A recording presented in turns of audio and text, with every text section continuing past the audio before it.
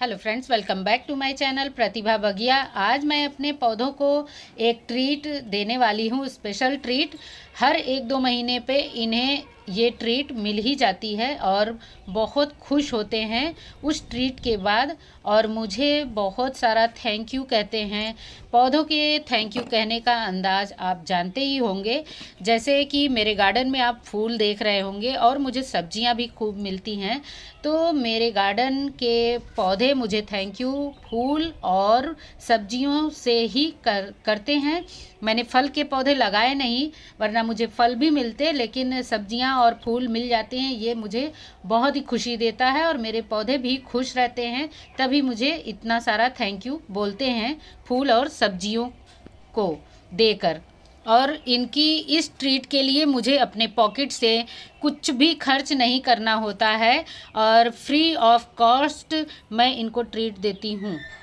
और जिस तरह से ये जादुई असर दिखाते हैं, फ्री ऑफ कॉस्ट जो भी ट्रीटमेंट मैं इनको देती हूँ, और इस जादुई चीज़ से हम अपने घर के कुछ काम को भी आसान बना सकते हैं और कुछ साफ़ सफाई के काम भी इससे हो जाते हैं। इसके प्रयोग से तांबा पीतल बर्तन को भी साफ कर सकते हैं। साथ ही इसके प्रयोग से अपने घर में पोछा भी लगाने वाले पानी में यूज़ कर सकते हैं। और इतनी सारी बड़ाई मैं जिस चीज़ की कर रही हूँ, उस चीज़ का नाम बायो एंजाइम है। और बायो एंजाइम आप इसके बारे में कई सारे वीडियोस को भी देख सकते हैं, और मैं तो जिस तरह से बिल्कुल आसान तरीके से इसको बनाती हूँ, जिसका रिज़ल्ट मुझे ये सब्जियां मिल रही हैं, और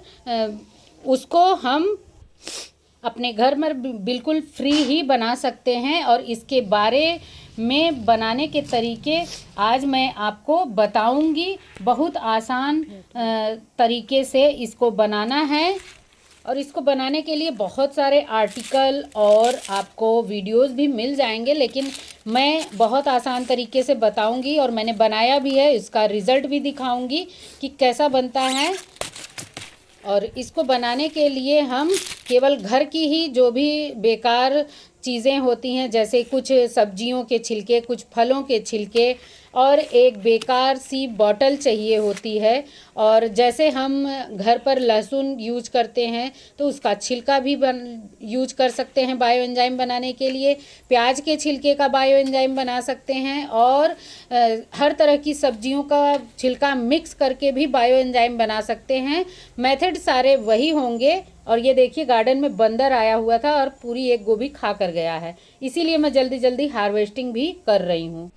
और आज मैं जो भी बताने जा रही हूँ आपको, आप चाहें तो इस तरह से जो फलों और सब्जियों के छिलके हों, या फिर ये पत्तियाँ, जैसे हम गोभी हार्वेस्ट कर रहे हैं तो उसकी पत्तियों से भी बना सकते हैं, या फिर सिट्रिक फल यानी जैसे संतरा, नींबू, इन सभी की छिलकों से भी बना सकते हैं। अनार के छिलके से बना सकते हैं, और हम यहाँ तक कि नीम की पत्तियाँ और एलोवेरा से भी बना सकते हैं, आलू के छिलके से बना सकते हैं। सभी का अलग अलग तरीके से हम अलग अलग चीज़ों का अलग अलग बायो एंजाइम बना सकते हैं। और छोटी छोटी बॉटल्स में, 1 लीटर की बॉटल में आप बना लेंगे। अगर 1 लीटर बायो एंजाइम तैयार हो गया तो वो उसमें से केवल पर लीटर हम 20 ml ही डालेंगे, और ये इतने सुंदर सुंदर से फूल खिल रहे हैं।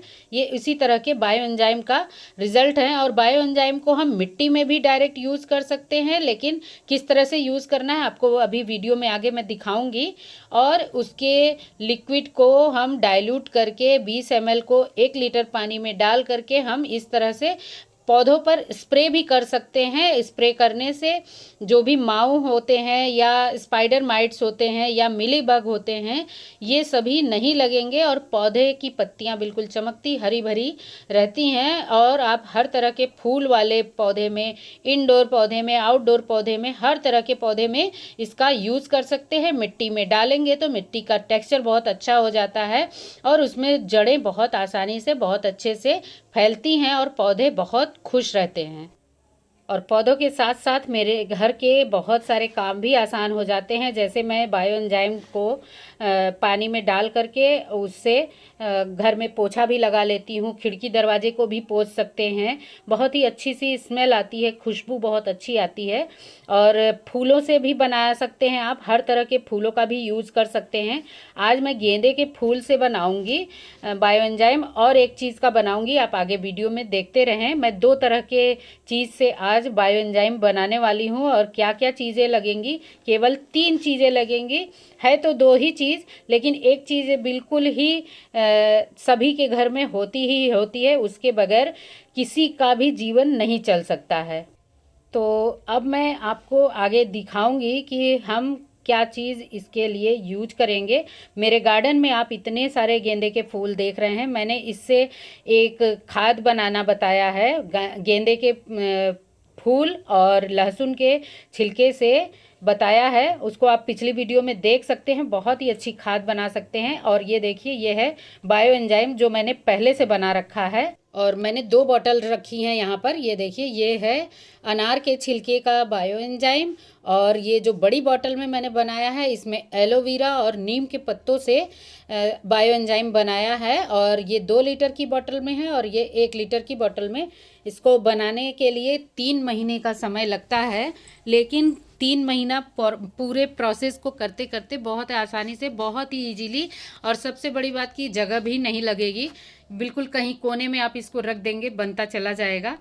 और इसको बनाने के लिए मैंने ली है एक बिसलरी की बॉटल, और एक और बॉटल ली है जिसमें मैंने लहसुन के छिलके का बायो एंजाइम बनाया था, तो वो भी बॉटल खाली हो गई है।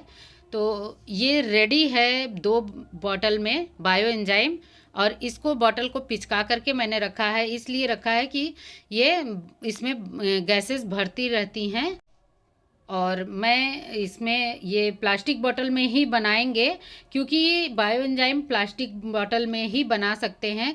कांच की बॉटल में भी नहीं बना सकते हैं, ना ही मेटल की बॉटल में। कांच की बॉटल ब्लास्ट हो जाएगी, फूट जाएगी, और बहुत सारा नुकसान भी हो जाता है हमारा। और जो ये प्लास्टिक की बॉटल होती है, ये थोड़ी इलास्टिक होती है, इसमें स्ट्रेच होने का प्रॉपर्टीज़ होती हैं, स्ट्रेच होती हैं, तो थोड़े समय तक ये संभाल लेती हैं। फटती तो ये भी हैं, लेकिन आप अगर कभी भूल गए, ध्यान नहीं दिए, तो फट भी सकती हैं, लेकिन उसके जैसा कांच के बॉटल जैसा नहीं नुकसान करेगा। और मेटल बॉटल में हम इसलिए नहीं बनाएंगे, क्यों नहीं बनाएंगे, मैं इसको आपको आगे बताने वाली हूँ। अभी पहले आप देखिए कि मैंने इसको कैसे बनाया है, क्या क्या चीज़ें आज मैं यूज़ करने वाली हूँ। और ये अनार के छिलके वाला देखिए, मैंने इसको मिला दिया है, तो ये पूरा धुंधला सा हो गया। और इसको देखिए नहीं मिलाया है, ऊपर का पानी बिल्कुल क्लीन है और नीचे सारा वेस्टेज बैठा हुआ है। इसी तरह से अनार वाला भी बैठा था, लेकिन मैंने इसको शेक कर दिया है। तो अब मैं ये बॉटल्स के जो भी एंजाइम्स हैं, इनको मैं यूज़ करती हूँ। तो इसी को बनाने के लिए मैं आपको तरीका बताने वाली हूँ। तो मैं आज किस चीज़ से बनाने वाली हूँ, आप ये देखिए कि मेरे पास बहुत सारे मैंने गेंदे के फूल इकट्ठा करके रखे हैं। ये फूल मैंने अपने गार्डन के ही पौधों से कलेक्ट किया है। जो भी पौधे पर फूल मैच्योर हो जाते हैं, उन्हीं को काट काट करके मैंने रखा हुआ है। और कुछ लहसुन के छिलके रखे हैं मैंने, और लहसुन जब भी मैं छीलती हूँ, एक अलग पॉलीथीन बना करके रखा है, छिलके सारे उसी में रखती जाती हूँ। तो इसके लिए चाहिए 2 तरह का बनाना है, तो बस लहसुन का छिलका और गेंदे का फूल, और दोनों में ही जाएगा ये गुड़। बिना गुड़ के नहीं बनेगा। आप गुड़ से ज़्यादा अच्छा रिजल्ट मिलता है। डालने को तो आप शक्कर भी डाल सकते हैं, शहद भी डाल सकते हैं, लेकिन गुड़ से बहुत अच्छा रिजल्ट मिलेगा। और चाहिए सादा पानी, जिसके बगैर किसी का भी जीवन नहीं चल सकता है। तो सबसे पहले हम इन फूल के ग्रीन पार्ट को देखिए, मैंने इस तरह से अलग कर दिया है, और बच गई सारी पंखुड़ियाँ। आज हम केवल इस पंखुड़ियों से ही बायो एंजाइम बनाएंगे, और लहसुन के छिलके से। तो पहले फूल के जो भी पंखुड़ियाँ हैं इस बॉटल में डालेंगे, आसानी से चली जाएंगी। आप थोड़ा थोड़ा करके डालेंगे, तो इस तरह से देखिए बॉटल में डाल दिया है मैंने। और अब इस बॉटल में ही मैंने लहसुन का एंजाइम बनाया था, तो यूज़ कर लिया। जब मैंने बनाया था तो तब भी नहीं शेयर किया था, यूज़ करती थी तो भी नहीं बताया। और मैंने जब फिनिश कर लिया तो फिर मुझे लगा कि इसको शेयर करना चाहिए। लहसुन के भी छिलके को मैंने बॉटल में डाल दिया है। और अब इनमें जाएगा गुड़।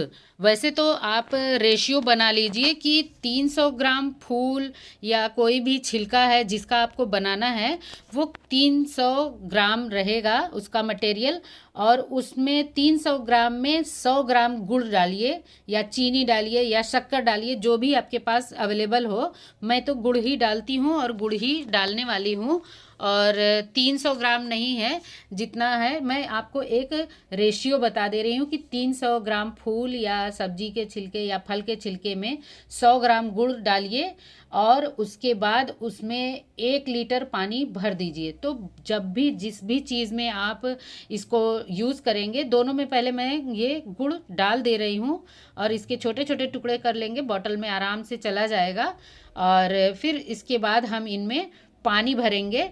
पानी बिल्कुल ऊपर तक नहीं भरना है, पानी बॉटल को थोड़ा खाली छोड़ना है, क्योंकि जब ये बायो एंजाइम बनने लगेगा, बनेगा भी तो फर्मेंट होकर के, तो कोई भी चीज़ फर्मेंट होती है तो वो बहुत ज़्यादा मात्रा में उसकी वो बढ़ने लगता है, इसमें गैसेस बढ़ेंगी तो ये बॉटल्स फूलती जाएंगी। और पहले अब देखिए दोनों में हम पानी डाल लेते हैं, पानी डालना है और पानी डालने के बाद हम इनको खाली छोड़ेंगे, खाली थोड़ा सा तिहाई भर लेंगे, यानी 3 हिस्सा हम इसको भर लेंगे। आप चाहें तो थोड़ा और भी भर सकते हैं, 80% आप भर सकते हैं, 20% आप खोल दीजिए, कम मतलब बॉटल को खाली छोड़िए। और मैं इनको भर करके फिर उसके बाद हम इसको ढक्कन लगाएंगे। ढक्कन बिल्कुल टाइट लगाना है ताकि इसमें जब गैसेस बने तो ये बॉटल थोड़ी फूलने लगेगी, और इसमें बनने में 3 महीने का समय लगेगा। और पहले के महीने में यानी 28 से 30 दिन का जो समय होता है उसमें हम 2-2 दिन पर इसकी गैस रिलीज़ करेंगे, यानी गैस को ढक्कन ढीला करके निकाल देंगे। और इस तरह से देखिए बॉटल को थोड़ा सा पिचका करके बंद करेंगे बॉटल, तो जो भी गैस बनेगी तो बॉटल इतनी जल्दी नहीं फूलेगी, लेकिन हाँ जब गैस बनने लगती है तो ये पूरा शेप ले लेगा बॉटल अपने अंदर। और फिर उसके बाद जब दूसरा महीना शुरू होता है, यानी 2 महीने तक हम इसके 7-7 दिन पर इसकी गैस को रिलीज़ करेंगे, क्योंकि जितना समय बीतता जाएगा गैस कम बनने लगेगी और आपको समय ज़्यादा मिलेगा। और जब तीसरा महीना यानी 3 महीने में तो ये बनकर ही कंप्लीट हो जाएगा, जब तीसरा महीना होगा तो तीसरे महीने में हम इसको 15 से 16 दिन पर एक बार गैस को निकालेंगे। ऐसा ही हमें तीनों महीने में करना है, 2-2 दिन पर, फिर 7-7 दिन पर, फिर 15 से 16 दिन पर।